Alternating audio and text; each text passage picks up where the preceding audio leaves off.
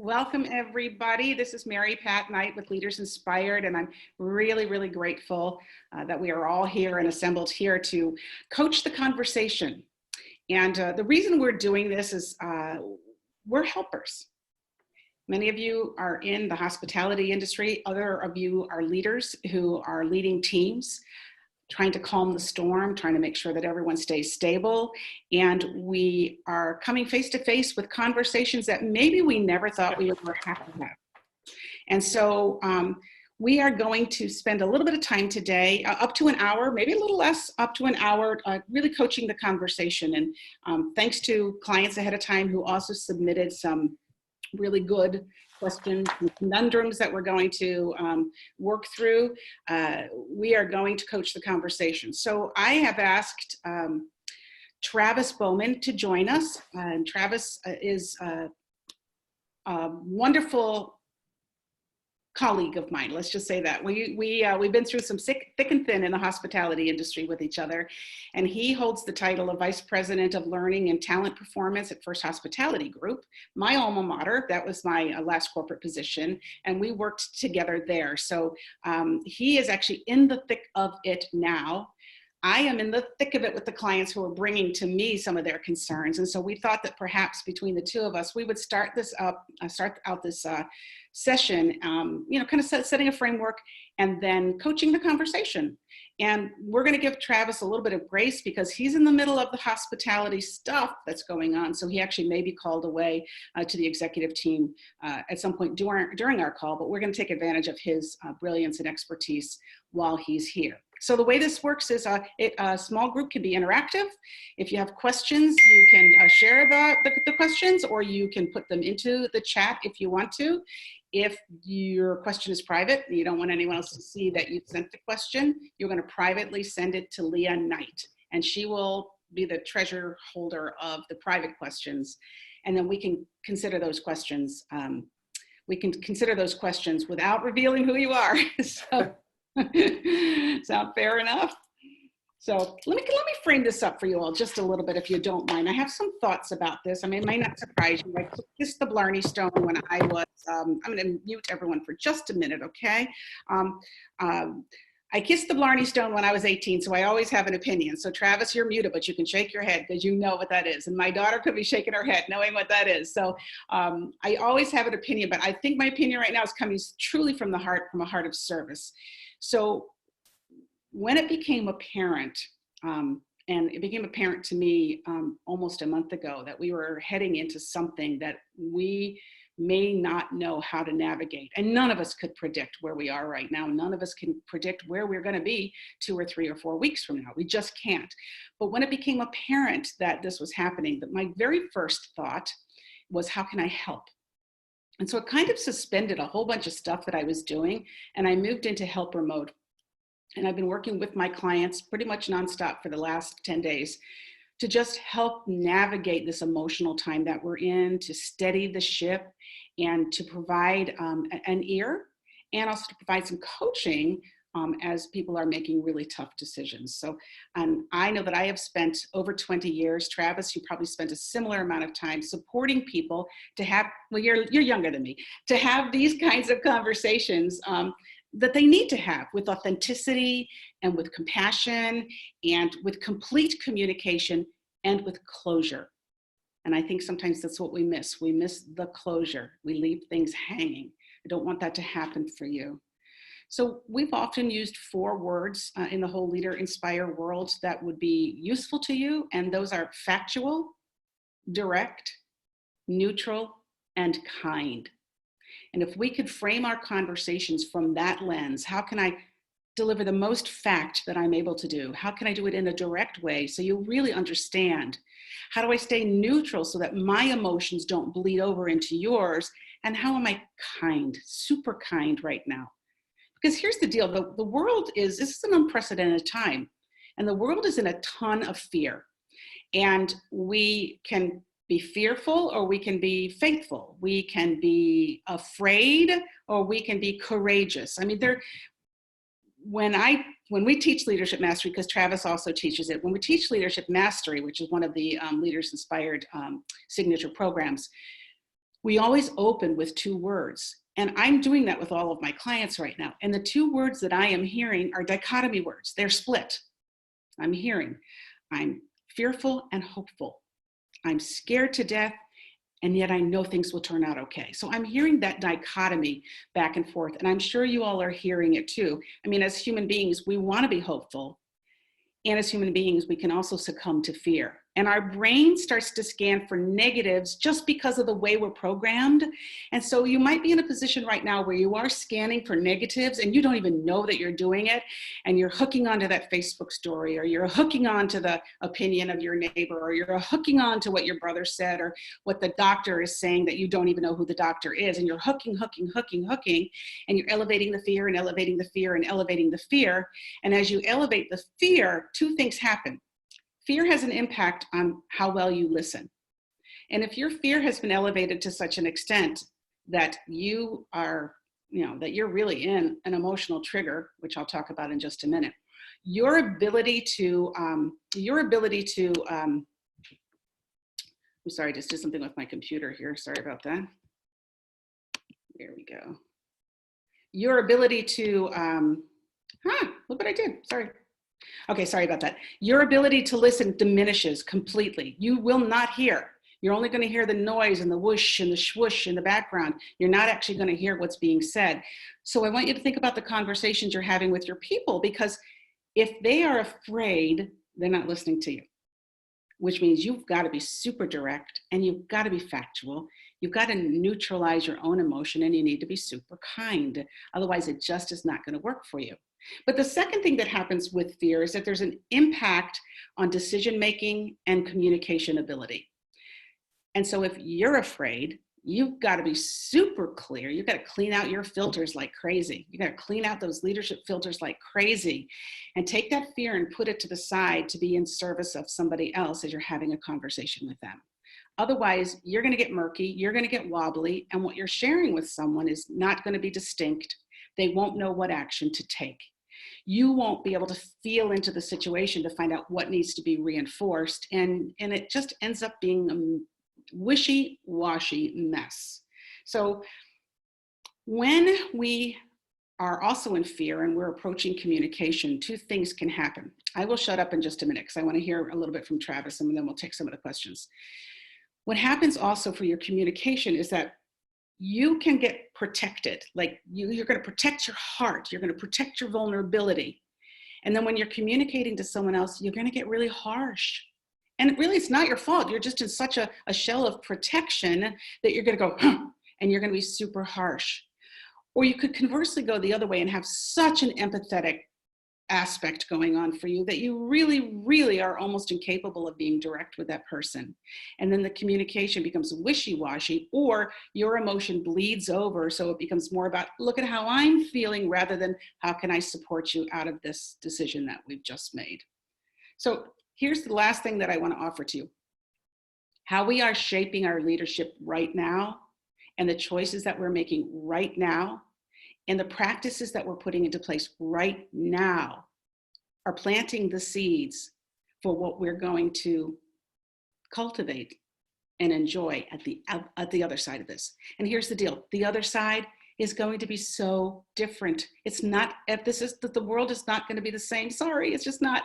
It will be different. And are you putting into place right now what you need to in terms of the decisions you're making, your vulnerability, your transparency, your emotional intelligence in your leadership, as well as how you're supporting whoever is remaining on your team in terms of their development, their care, their nurturance, putting all of that into place so that 2 weeks, 4 weeks, 6 weeks, whatever it is on the other side of it, you've really planted the right crops so that you can make the pivots that you need to make in the moment. So that's really kind of my message to you. I want to open it up, and I want to have Travis share a little bit from his lens, and welcome anyone else who's joined us in this time. If you do have a question that the conversation you'd like to be coached, you can put it into chat, or you can also raise your hand and put it into the group. But I would like. I'd like to have Travis share a little bit, because he's on the front lines right now. He is Vice President of Learning and Talent Development for First Hospitality Group out of Rosemont. It's an incredible hotel group, and they're feeling the effects of what's happening right now. And Travis is in the middle of it. So Travis, I'm going to have you share a couple thoughts. How's that? Thanks, Mary Pat. Wow, that's a big responsibility. So yes, we're definitely in the mix, just like everybody else in the hotel industry. We've had to make quite a few quick decisions in regards to how to take care of our associates and how to take care of our business at the same time. And literally before coming on this call, we were having conversations about how do we support our associates that we've had to offboard or lay off, so that when things do come around, how do we become the employer of choice? And so how do we leave those associates who, when we had to have a conversation, and try and be empathetic and try and explain to them what's going on, and the fact is they're not hearing anything that you're saying. How do you support them after that conversation? So one of the things that we did immediately was to create what we were calling post-employment assistance. So it's a place that associates that have been offboarded out of our company can go to get information that will help them after we've had to lay them off. And we've had discussions even to this morning about, are we going to be brave enough to provide other sites for example, other companies that are flourishing in this environment, companies like Amazon, grocery stores, things like that. That are we going to be brave and send some of our best employees to other places to go work? And the answer that I received just about a half an hour before coming on this call was, yes, we're going to do that. And I'm really, so now it's about how do we message that so that it's like, we want to help you, but we also want you to come back too. So yeah, that's us in a nutshell. It does occur to me that, and I'm not surprised the First Hospitality Group is taking that stand. I'm not surprised at all. And I'm not surprised that you're going to be in the front of some of those conversations. And here's, what I know, the point that I'd like to add to that is that when you drop your self-concern, and you know what, you have self-concern. You guys are, your hotels and restaurants, you're like decimated short-term, right. Decimated short-term. But to put the care and concern of your employees to the front, they will remember you. And so will they return to you? Gosh, we hope so. If not, will they refer people to you? Will they talk well about you in the marketplace? Will they understand that you loved them during a time when it would have been just easy to go, we can't deal with you. We have our problems to deal with. The fact that you guys made that choice, just, it verifies that you're a quality organization and you really are people first. It's really important to you. It is very important. Yeah. So, Kate, I'm going to put you on the spot too, if you don't mind. Do you mind coming up back on camera? Hi, this is Kate Norton, and she's business development for Vision Spark out of Columbus, Ohio. And Kate, you're in the talent assessment and placement part of the business. So I'm curious if you would share with our group some of the things that you might be seeing, best practices, concerns, et cetera, et cetera. Yeah, to be completely honest and transparent, which is what EOS really focuses and preaches that we do in these conversations, we're nervous. I mean, we went from really just a week ago, everyone hiring and really the candidate pool being challenged because there were so many people employed, to where are people hiring right now? What industries are thriving right now? One of our mutual clients is doing wonderful because they're in the medical field and they're in a PR space in medical. So we are trying to support our clients right now that are having to make hard decisions about just circling up the wagons and making mission critical decisions, and maybe they can't hire right now. So we're feeling like there may be a pivot, and it's interesting that Travis brings up the employee assistance program because we want to help our current clients make decisions on who they may need to let go right now, but also support those folks that have been let go in a way that maybe we haven't done before with Vision Spark, with an employee assistance coaching program or something like that. But in the real near term, my visionary, Alec, has been doing some presentations on identifying the 4 types of employees that people have on their teams. You might know something about this, Mary Pat. You know, there's the puppies, the superstars, the rats, and then they call them the enemies or the terrorists. And, you know, as hard as that conversation is, it may be an opportunity to look at the folks you have on your team and make some of these hard decisions. But if you get rid of some of those enemies, it can actually lighten the load for everybody when we come out the other side of this. Yeah, point very well taken. Thanks for sharing. I put you on the spot, but I know that you also have frontline knowledge on this. So Travis, I'm going to ask you to come back on with me. All right, fantastic. Thanks, Kate. So we're anything else that you want to add, Travis, before we kind of go into coaching the conversation? Oh wait, you got to unmute yourself, Hardy. I muted you. There we go. Thank you. Never left you. Always here. I think one of the things that it's become very, very clear is that things are changing really, really fast, and sometimes we get hyper focused and we forget that we think we're doing great things, and we forget the human element of the message that we're delivering. And over the last couple of days, I've caught myself. I've had to have conversations with people that's like, that really wasn't my intention. My heart, it hurts my heart to think that people thought I was putting the business over themselves.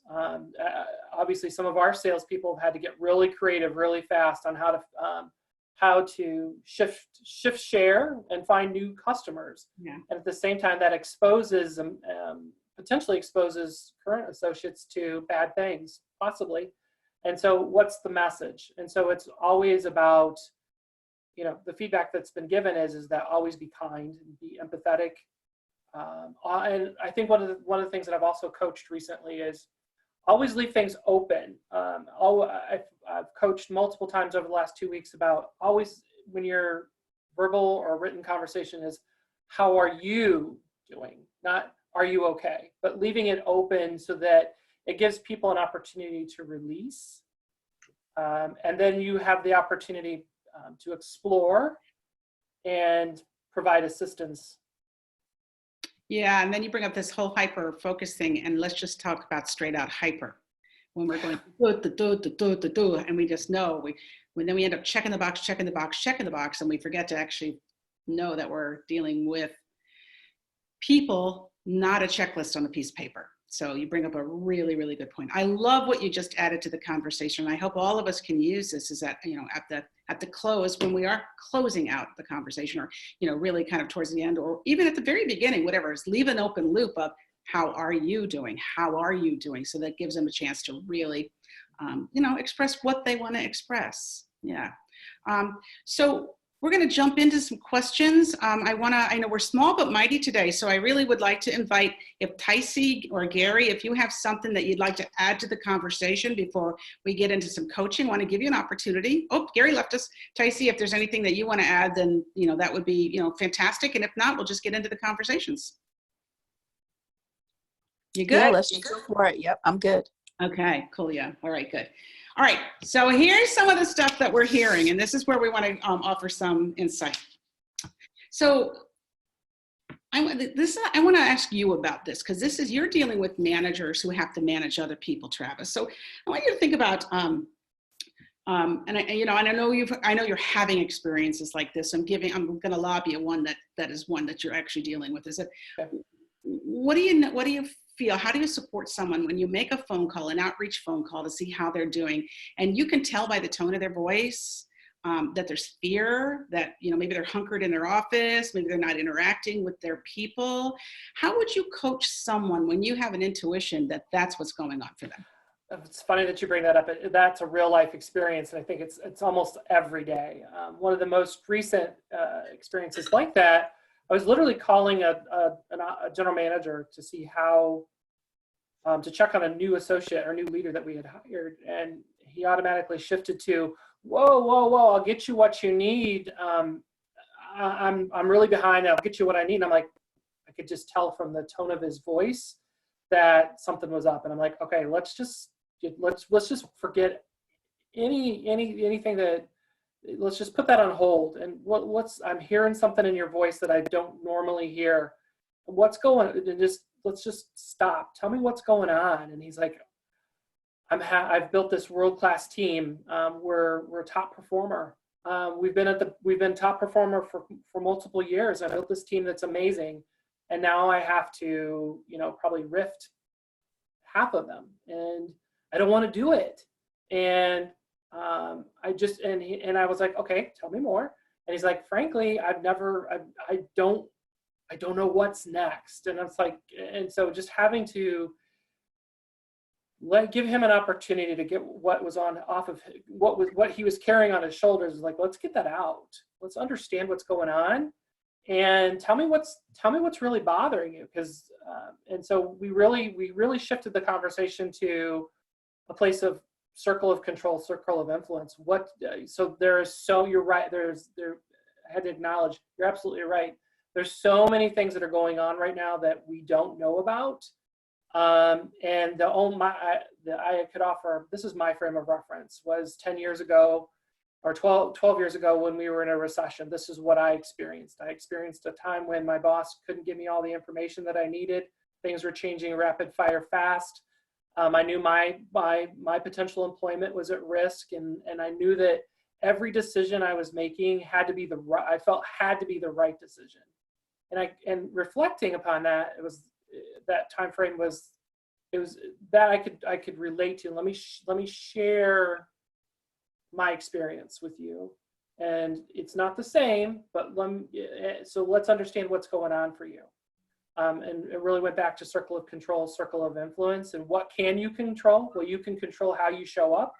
You can control what message you're giving to your team. And there's nothing wrong with involving your team in that conversation. Because what I could sense was, I was like, you're in your office right now, aren't you? And he's like, yeah. It's like, I said, and if I was to call you any other day, where would you be? Because I'd be out on the floor working with my people, leading from the floor. And I'm like, okay, so let's just take a moment and stop and think about that. Let's listen to your tone of voice. Let's take a moment and think about where you're managing from. So automatically your associates are triggered because you're not behaving like you normally do. So that's putting them into fear. So what can we control? Well, number one, you can control where you're working from. Number two, you can control your tone of voice and how you show up. And you can also control, there's nothing wrong with saying, ladies and gentlemen, this is the way life is going to be for the next 45 to 60 days. You can control that message. It could be 90 days, but for right now, at least they're like, okay, this is the new reality. Now let's talk about what we can do. And are you in a place of resistance? Like, this can't be happening to me? Or are you in a place of, all right, this is what the universe served up to me. Now what do we do? And are you open? Again, are you fighting, or are you open to say, okay, this is where we're at. What can we do? And what would be so wrong with saying, okay, what can we all do together? And how can we support one another? Yeah. So really, really well stated. Now, I want to kind of pick it apart a little bit so that anyone who's listening can just really track with this. First of all, Travis intuited. He heard it. And we hear things, and we can avoid them if we want to. We don't have to confront them. But Travis said, to be of the highest service, I'm going to call this out to say, this is what I'm hearing. What is going on? And then he was able to ask enough open-ended questions so that his manager could feel safe enough to say, this is what I'm afraid of. This is what's going on for me. So the next thing is that Travis introduced a concept, circle of control, circle of influence. I'm saying it wrong. Span of control, circle of influence. Circle. circle. Influence and control. What can you influence? What can you control? Influence, what can I control? Now, see, the brain can grab a hold of that and say, oh, now I have something to hold on to that I can actually use and probably use over and over and over again as he's confronting similar situations. Then what Travis did is he said, he didn't take over the conversation. He said, let me frame it for you to let you know that I actually have I have some experience around this. So he could be put himself in a trusted advisor position at that point. That's not always appropriate in the conversation. In this one, it was, you know, and then what he did from there is he said, what can you do? What can you say? What can you control? What do your people need? Let's brainstorm together. And so it becomes a complete coaching conversation, maybe unexpectedly so, because you didn't expect to get that when you know, but we do not know where our people are going to show up needing our coaching support. Thank you for that. It's my pleasure. It was really well done. So here's one that I want to take on, because this is really common. I have heard this from almost every single one of my clients, but it did come to me from a direct message. And the question is, how do I support my team who keep coming to me for decisions and permissions? And we're all seeing that, okay? Because in a time of fear, you do not want to put your neck out to make a decision. You don't want to be seen as having to be accountable for a decision that, you know, seems so huge to you. So what I've seen over and over again with many of my clients, and again, this question came to me, is people coming and saying, what do you think? What would you do? And when we are in that sort of hyper place of trying to take care of our business, what's the first thing we normally do? We tell them. Yeah. We tell them, you should do this. Well, here's my question to all of you who are listening. Then who's got the problem? Who's got the problem? We had a vernacular at FHD, I won't say what it is anymore, but it was past the something, and I won't tell you what it was, but it was past the something, okay? So if it, and that's stopped someone to say, no, you're not passing your problem to me, we're gonna find a decision point here. So if somebody does come to you and says, you know, what would you do? What would you decide? Maybe at some point you're going to have to tell them just because of the nature of where you are, but don't let that be your first foray. Your first foray is to ask the open-ended questions, okay? The open-ended questions sound something like, what do you think? What have you considered? What have you tried before? If I wasn't here, how would you solve that problem? Give it your best shot, tell me what your decision is. All right, now what are the pros and cons about that decision? In the pros and cons of that decision, if you had to decide right now, what decision would you make? Do you feel solid about that decision?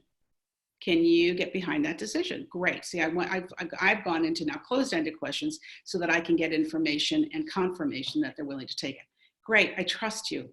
Make the decision, and if we have a mistake, we'll course correct and we'll learn from it. And then you will have to do this over and over and over again, because especially in a time of high crisis, and actually even in not high crisis, people don't want to be accountable for their decisions. They just don't. They would prefer that you tell them what to do so that when something goes wrong, or if it's not right, it's not my problem. And what we want to be building in this time right now is we want to be building strong, personally developed leaders who are willing to be accountable.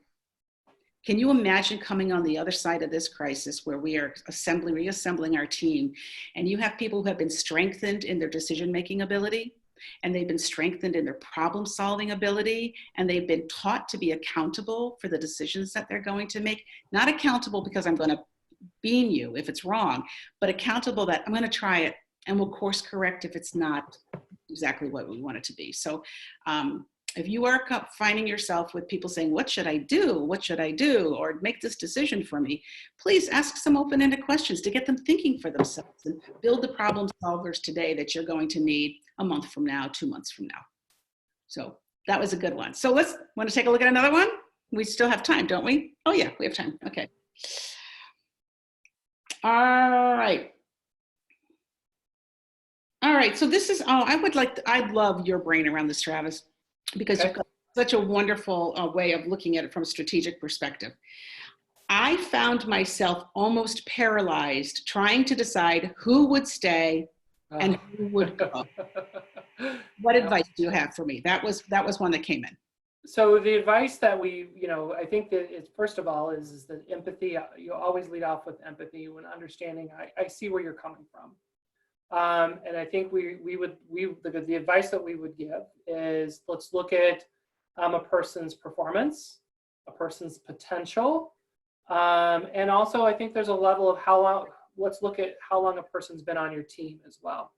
And there's an evaluation of, okay, you've had a great performer. You have a great performer, and which typically leads into the effect of this person's been with me for a while and they're producing great things. And then you have to look at the individual who is ramping up, that isn't maybe performing as well, but has a ton of potential. And this has been kind of a tug and pull kind of question recently, because which one do you need now, and which one will you need in the future? So it's been performance, potential, and tenure have been the big three that we've been looking at.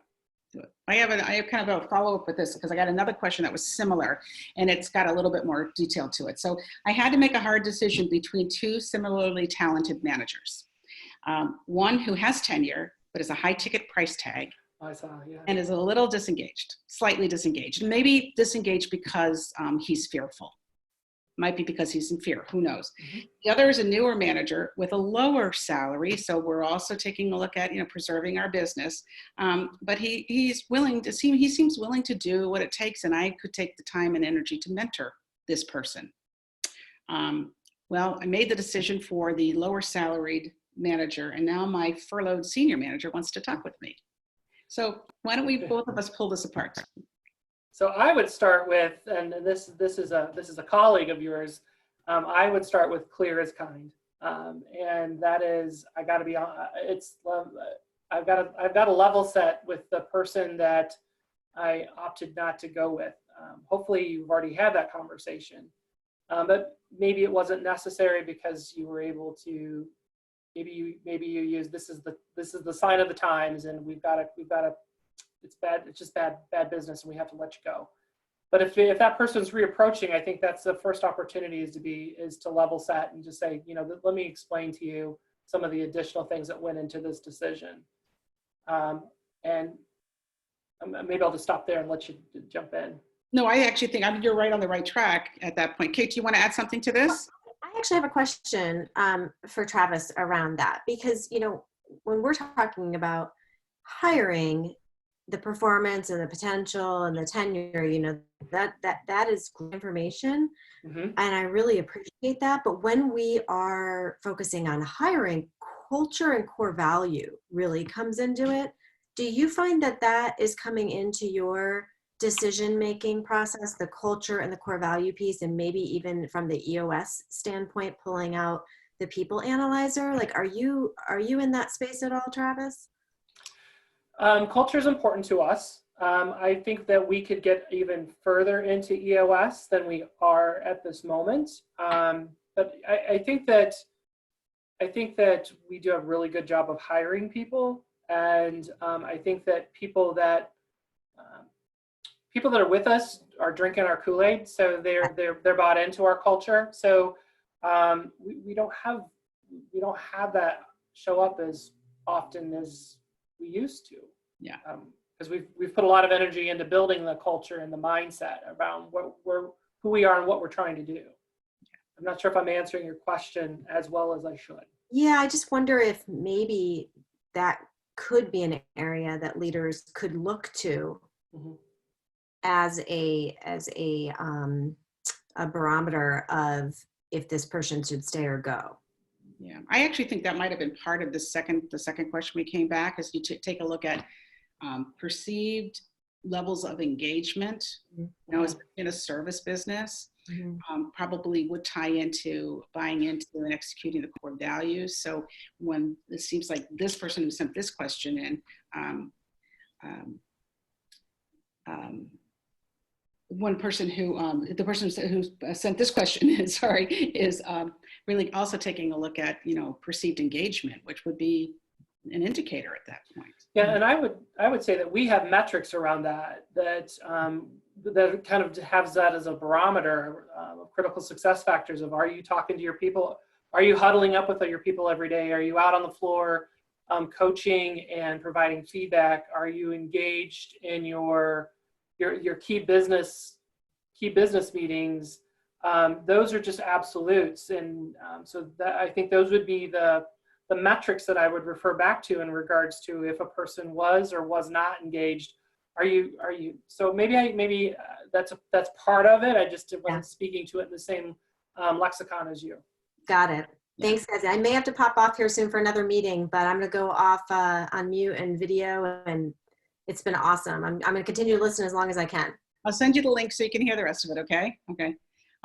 So Leah just emailed me, chatted me. She got an email. So because I've asked some clients to email her, that so she received an email of a coaching question. So we're going to address that right now because the person said they would hear us on the recording, but they wanted their question addressed here. Okay. So we have an individual who's overwhelmed by the shift from their tasking. They're doing tasks.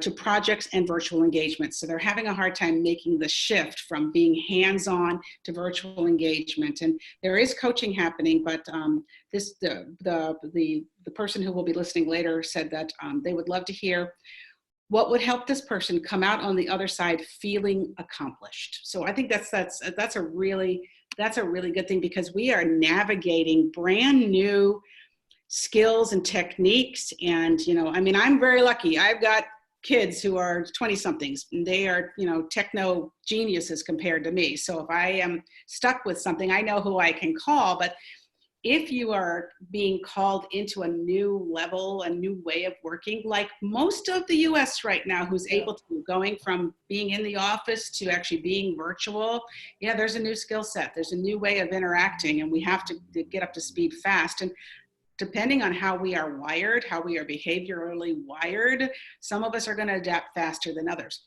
And even some of our fast adapters are going to make a ton of mistakes because they're okay taking risks. But if you are a dogged tasker, so and you get your tasks done and you're excellent at getting your tasks done, I'm going to assume that you are a little bit more slower paced, wanting to make sure you know what the rules are and how to do things before you stick your neck out. So for me, how I would address this is I would constantly bring attention to the things that are going well. Mm-hmm. I would over appreciate. I would say, I get it. This is really tough, but look what you've been able to do. You made a little mistake here. It's really okay. Look at how you overcame that mistake. So I would keep drawing attention back to everything that person is doing that you appreciate, that's getting them closer to being able to have the skill that you're looking for. And then the other thing I would do is I would kind of give them a little bit of a future view. It's called future pacing. I would give them a future view. Because of what you are doing here and the skills that you are perfecting here, 4 weeks from now, 8 weeks from now, you're going to have a whole new toolkit, and you're going to have many more options about how you work, and your value to our organization will be significantly increased, all because of what you've been able to practice and accomplish here. That would be my 2 cents. Travis, got something to add? Wow, it's definitely a new world, and you are very fortunate to have young people in your life. We were fortunate that we had some vision to adopt some Microsoft Office products, and so we kind of cut the cord last week on Microsoft Teams, which is like Slack, and one of our junior executives was like, "Let's do this," and there was some resistance, and the reality was we're going to do it. And we're gonna stumble through it, and we're gonna have a little fun with it. I think we closed our offices last week and went virtual. And some of the feedback we gave was do your work, over communicate, and to your point was recognize top performance. So it's been, and I think it's expressing some patience with some of the folks that are uncomfortable and creating an environment of safety. Again, I said earlier, you're either open or you're resisting. So this is where we're at. So you might as well do your best and embrace it, and then celebrate the learning. Over communicate. So we're doing team meetings in the morning, and then we're kind of based upon the team meeting conversation, do we have to have a midday meeting just to follow up and check in? And do we need to have another end of day kind of check in to see where everybody's at? And sometimes those meetings are just like, how are you feeling? How are you doing? And then and then we don't want to minimize people's good work, but we do want to recognize, again, I've listened to you speak on a couple of points already about this, is that I've even watched my boss recognize and go, you know what, you're on my team, and you're doing great things, and that's why you're on my team, and I appreciate that so much. I think it's important for people to hear that, because it creates that sense of safety, and just support the people who may be struggling, and make it as fun as possible. Yeah. In a tough situation, just support people. And again, the idea of embrace or resist, and it's going to be really difficult. It's going to be really difficult for anybody who's in resistance at this moment. And some of us, when we're learning new skills, that's the first place we go, is resistance, because we're not going to look good. We don't know how to do it. Maybe there's an impact on how we'll be perceived in our jobs. I would say just own it too. Own it. If you're not comfortable, lay it out there and take it a step further and ask for help. Yeah. Or find a buddy. Again, Mary Pat talked about her kids. Find somebody that's in your office, and ask them to help you. Again, this week I know of at least 3 times that I have been called on the mat to help with Microsoft Teams. Again, I am no expert by any means, but it's like, all right, well, let's practice. Let's practice. I know you've got an important call. Let's practice this like 5, 10, 15 minutes before your call. And at the end of the day, we'll fail forward. Yeah. And it'll all be good, and we'll laugh about this in the future. You talked about the fact of where are we going to be. I saw a former associate of mine posted on a social media site.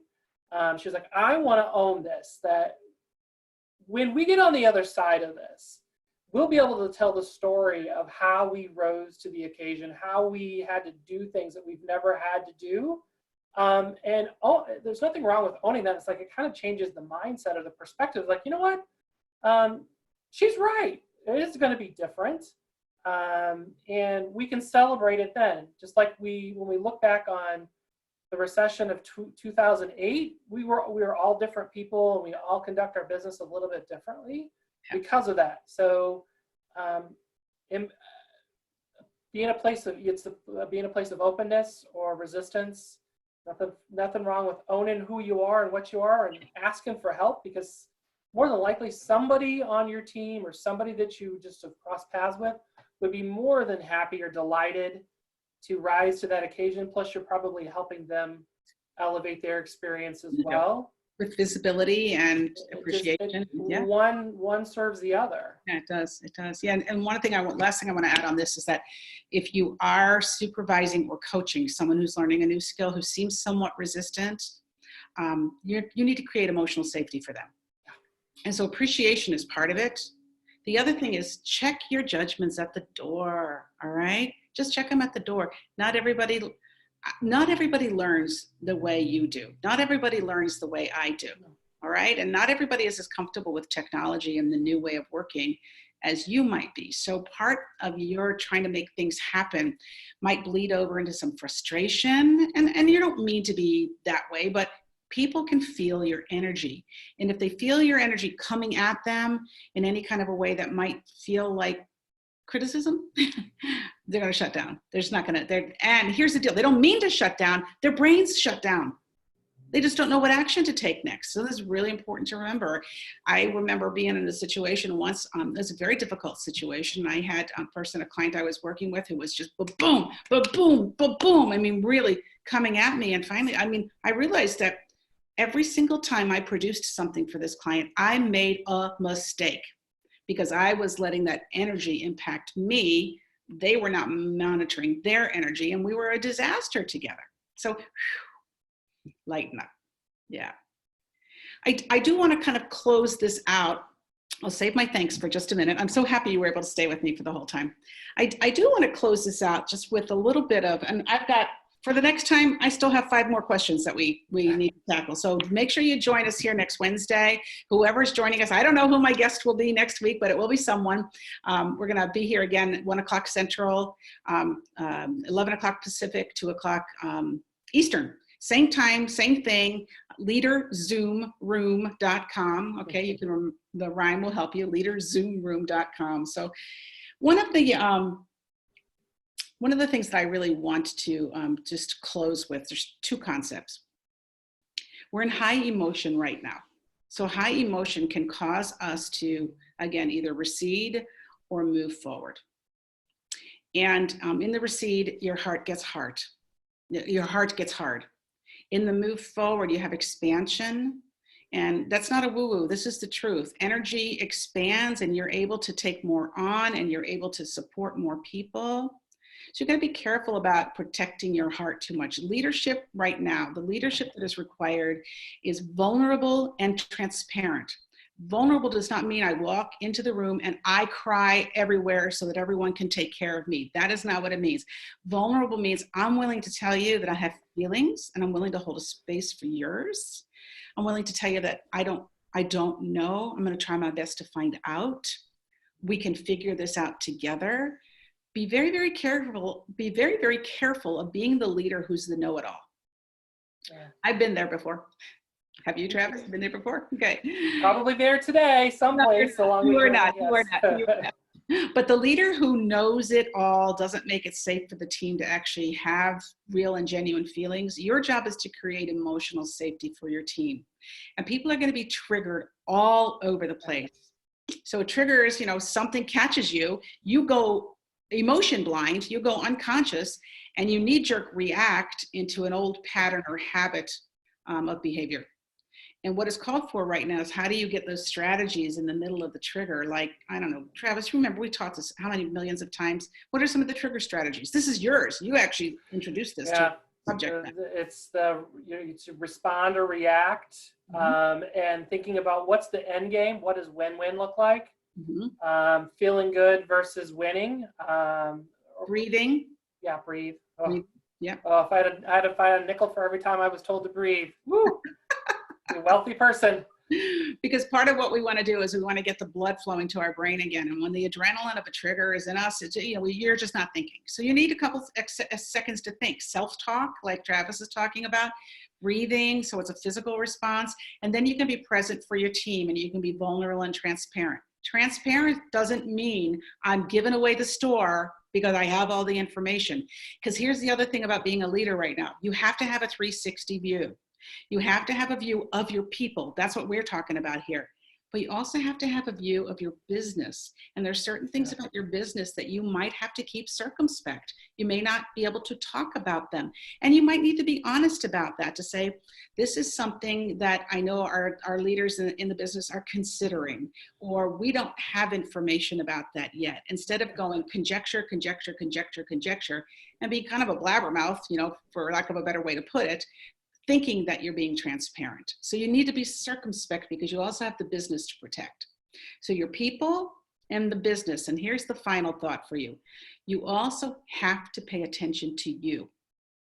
Self-care is paramount right now. So I laughed, somebody said my friend has to go release 80% of her staff, and they're people that she loves. She brought them in, she's cultivated them. There are no clunkers on the team.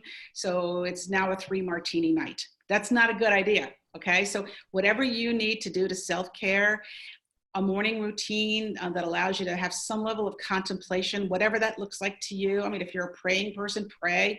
If you're a journaler, journal. If you just want to sit quiet for 10 minutes to gather yourself.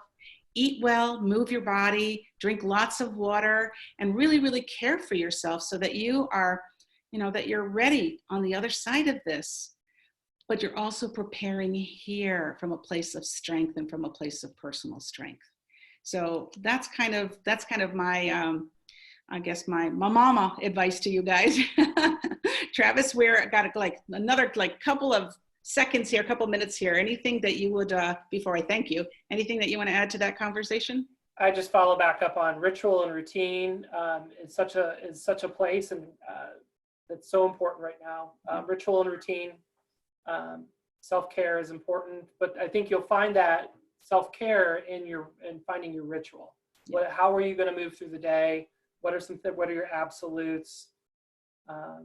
And invite people to be part of your conversation. Yeah, good point. Really good point. I am so thrilled that Travis Bowman joined us. He, again, is the Vice President of Learning and Talent Development for Rosemont-based First Hospitality Group. I have come to know and love Travis as a colleague and a coworker when I was at First Hospitality Group. I know it to be a premier organization that puts people first. And so it is one of the reasons I invited Travis to be here. Not only is he a wealth of knowledge and practical experience, but he is working for an organization that really does care for its people and is in a difficult time right now, really weighing and measuring, preserving the business, caring for the business, and it will be preserved. It's a solid organization. Kind of just hit a skid right now, like the rest of the hospitality industry, but you're going to come back bigger and stronger and better because you love your people. And you are at the center of loving your people. I know that. So thanks you so much for joining me, Travis. Thanks for having me. You're welcome. It was great to have Kate share some of her wisdom as well. Absolutely. And we will be here next Wednesday. So if you're listening to this on the recording, bring your questions. You now have the lay of the land of what this is going to look like. This is Coaching the Conversation. I'm Mary Pat Knight. Thanks again to Travis Bowman, and we are over and out. Thank you so much. Thank you.